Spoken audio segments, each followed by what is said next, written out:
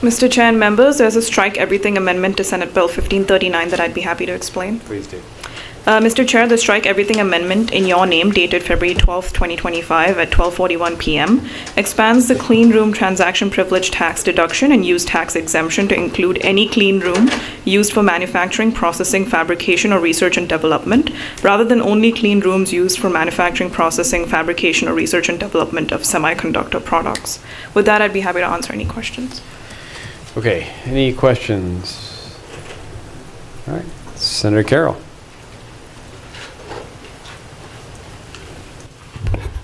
Thank you, Mr. Chairman, members of the committee. Senator Frank Carroll from District 28, and I come to you with a clean bill about clean rooms. So simply put, we're just taking that limiter out about it being assigned just exclusively to semiconductor manufacturing when clean rooms are used in a lot of other industries. And I know we have some of the folks from some of those other industries here to speak today about the bill. And I ask for your support and open for any questions. Do we have any questions? Senator Epstein. Thank you, Mr. Chair. Senator, when it was originally created, it was an economic development tool. We wanted to bring those industries here. And whenever we do economic development, we want to make sure that the get for the people of Arizona is bigger than the give. And in this case, why do we need it now? We have, the idea was to develop our innovation economy. We have a booming, wonderful innovation economy. Why do we need to continue to have the taxpayers of Arizona pay highly profitable companies to be here? Well, simple answer, Mr. Chairman and Senator Epstein, we're still growing. We're still attractive for a lot of the technology industries that need clean room. And when they come, they bring more jobs, and when we get more people in our economy, it grows. So that would be my response to you. One more follow-up. So why don't we, Mr. Chair, Senator, so why don't we just give everybody a tax exemption and tell all businesses, just don't pay taxes? Amen. I'm good with that. Senator Carroll. Be here. Bad idea. Floor amendment coming. Okay. Mr. Chairman, I think a kumbaya moment just happened, but I want to stay focused on the clean rooms right now. Thank you. Ooh. Okay. Mr. Vice Chair, who we have to speak? We have, first we have Joan Kerber Walker. Welcome, Joan, to Center Finance. Please introduce yourself, tell us who you're representing, and you have 2 minutes. Thank you, Mr. Chairman, members of the committee. My name is Joan Kerber Walker. I am testifying as an individual and as a subject matter expert. I am employed by the Arizona Bioindustry Association as their president and CEO and have served in that capacity for 14 years. So when we look at the concept of business attraction in the state of Arizona, we are in a competitive landscape. And when the statute was put in place to benefit the semiconductor industry, it was because of a significant windfall that we were trying to attract to the state and successfully did attract to the state. Today in the state of Arizona, actually just in Maricopa County, there are over 6 million square feet of real estate in development for the life science and bioscience sector. And one of the biggest challenges that we face as an industry is how do we attract the companies to fill that space? And when they fill that space, they create the jobs. And when they create the jobs, we have more positions for our students that we are educating and exporting out of the state because we don't have enough jobs to match the number of students. So the goal of growing life science sector is very important, and creating a parity where the biosciences and the other physical technology industries like semiconductors are on that even plane. It's equally important because industries upsize and downsize. And when those industries upsize and downsize, you want to be able to have your workforce transition back and forth between those industries. So creating parity across multiple industries in this business attraction is good for Arizona. Now, in speaking with stakeholders and getting some education before this session began today. 15 seconds, please. Yes, sir. I looked at where we compare to our 9 competitor states. And Arizona is right in the middle. Okay, so our total effective tax rate for business is 4.1%. Using the same calculation, we are in competition with Massachusetts and North Carolina the most. They are lower than we are on a total effective tax rate. So when we look at those that are on parity, it's Indiana, and those that are slightly higher than us, Texas, California, Idaho, Colorado, and Connecticut, not surprisingly, for those states. So basically, we are asking your help so we can develop industries, create more jobs for Arizona students, grow our Arizona overall tax base by giving the 2 industries parity, as there are in every single state that we compete with. Please finish up. Done. Thank you. Thank you. Senator Epstein. Thank you, Mr. Chair. Joan, the workforce is so important for the whole innovation economy. Who should pay for that education? Mr. Chair, Yeah. Senator Epstein, when we look at who pays for education, I think that is a broad question. Very broad question. Can you come up with a more focused one, Senator Epstein? Sure. Yes. Mr. Chair, Joan, the industries that benefit from a highly educated workforce, and the innovation economy requires an excellent education system. So since they are the folks you represent are the industries and businesses that benefit from a well-educated workforce, shouldn't they have to pay something for it? Mr. Chair, Yeah. Senator Epstein. So I believe that, and this is my personal belief, I'm not speaking on the industry understand. writ large. Okay. But as you know, I have a soft spot for the students.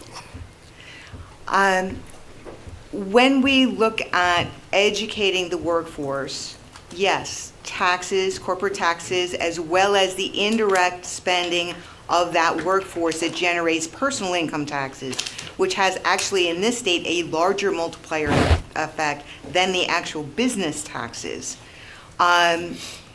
It is important, and that does fund education. I think that as an economist, when I look at the revenue streams that fund our public services, whether it's education, public safety, transportation, et cetera, the best number to look at is the economic impact growth that we can generate from the industry. So when we attract a company that ends up employing a lot of people, the wages that those people earn and the number of people those companies employ create a larger multiplier effect than a small tax consideration during the manufacturing and build-out process, which was, I believe, the intention of the framers when they wrote the original bill to bring in the semiconductor industry. Here in Arizona, we have been investing, both business and industry and government, for over 20 years to build up this industry. The real estate development industry has recognized the potential of the growth, and this will allow us to help them fill those buildings so they can help us create more jobs. So it is a win-win situation because those taxes then fund education. One last question. Senator Epstein. Mr. Chair, Joan, I really appreciate these are very difficult questions, and I appreciate your ability to flex and give creative and also highly informed answers. So thank you for your patience with that. But the other concern that I have, in addition to the fact that we have to pay for education, transportation, all the things that you mentioned that industries that come here rely on, we also need water. And so what is your association doing to make sure that we have enough water to keep bringing more and more jobs? If we keep bringing more jobs, how is your association making sure we have enough water? Okay, no, I'm sorry. This is a long meeting. We got more bills. We're not That's going to fine. talk about water on this issue. This is, I'm sorry, I'm going to put the kibosh on that one. Okay. That's fine. Thank you for your testimony. Mike Madsen.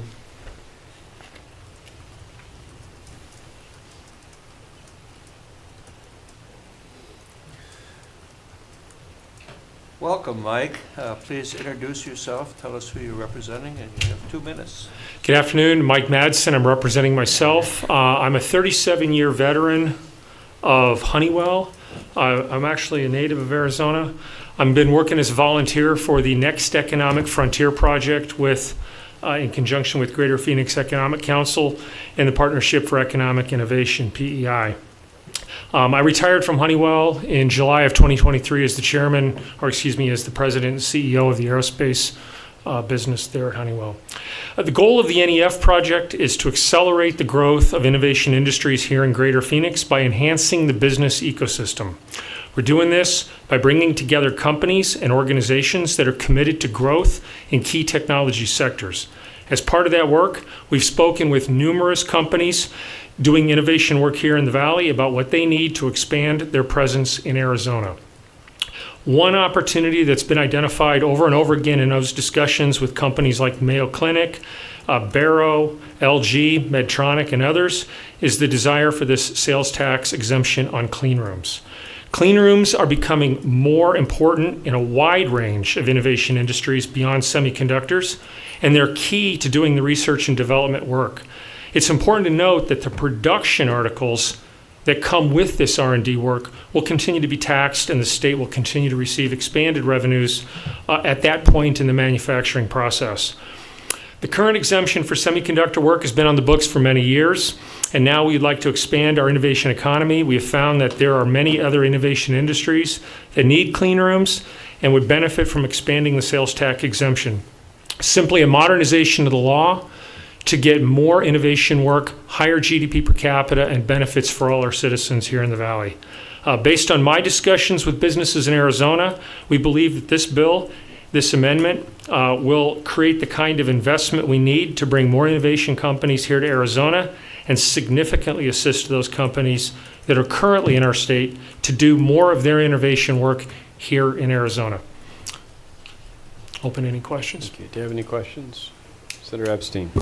Thank you. Would you repeat your name again, sir? Mike Madsen. Hi, Mike. Mr. Madsen, thank you for being here today. Appreciate that.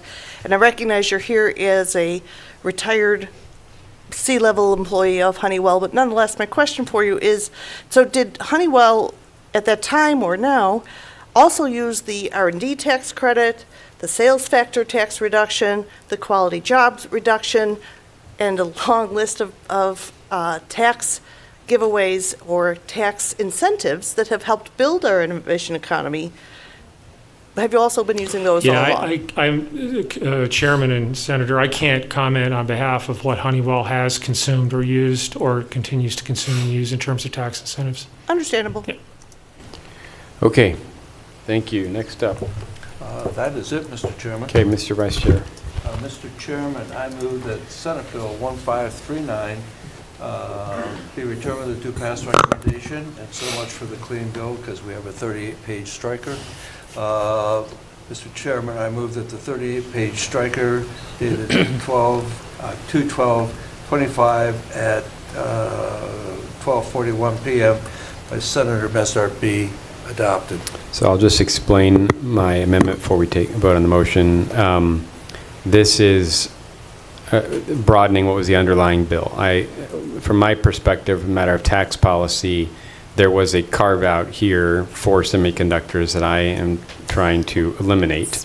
You could look at this as a carve-out for clean rooms, I grant you, but at least this will broaden to clean rooms as opposed to just a specific sector, a specific industry, which I typically resist those types of things. So that's the idea behind the amendment. Any questions on the striker? All in favor say aye. Aye. All opposed say nay. The ayes have it so ordered. Mr. Chairman, I move that Senate Bill 1539 as amended be returned with a due pass recommendation. The Secretary call the roll. Senator Bullock. Aye. Senator Bravo. Aye. Senator Epstein. Pass. Senator Fernandez. Explain my vote. Yeah. I think that one of the things that people didn't talk about with this bill is healthcare. Healthcare is one of the biggest drivers of our economy. It's going to get bigger and bigger, and I think that that's something that this could definitely be useful. The next time we have a clean bill, though, for a clean room, maybe we could have a clean sponsor. I vote aye. Senator Hoffman. No. Senator Epstein. I'm looking for my long, long, long list of manufacturing tax exemptions and carve-outs that we have for manufacturing in Arizona. It's enormous. I listed a few of them. One of them, for instance, is the sales factor tax favoritism, whereby we tell businesses in Arizona, you know, when you go to compute your corporate income tax, just figure out however works best for you. We don't care if you count property or workforce or payroll or, you know, just you pick. You pick the way that you want to do it, which is not smart, and it's not fair, and it's not sustainable.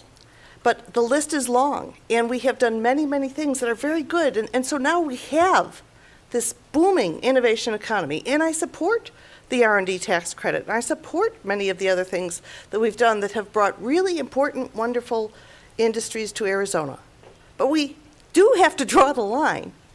And we do also have to recognize when a new industry deserves subsidy, everybody else should help pay for it because it's growing. And boy, that could be a cool thing. There was a time when oil needed to be subsidized, and everybody said, yeah, let's support that, let's help it grow. And then it became a mature industry, and the subsidies should have stopped. And there comes a time when we can say, you know, our innovation economy is doing well. Let's stop asking all the teachers and children of our state to pay more so that our very profitable innovation economy companies can have bigger profits. So I have to say no to this today, and I'm sure by the time I get to the floor, I will have that complete list, and you all can tune into it, of all of the carve-outs, exemptions, loopholes, and also some wonderful economic tools that our innovation economy businesses use. And I vote no. Senator Leach, Aye. Senator Mesmer. Aye. 5 ayes, 2 noes, 0 non-voting. Members, by a vote of 5-2, given a due pass as amended recommendation of Senate Bill 1539. Next will be 1602.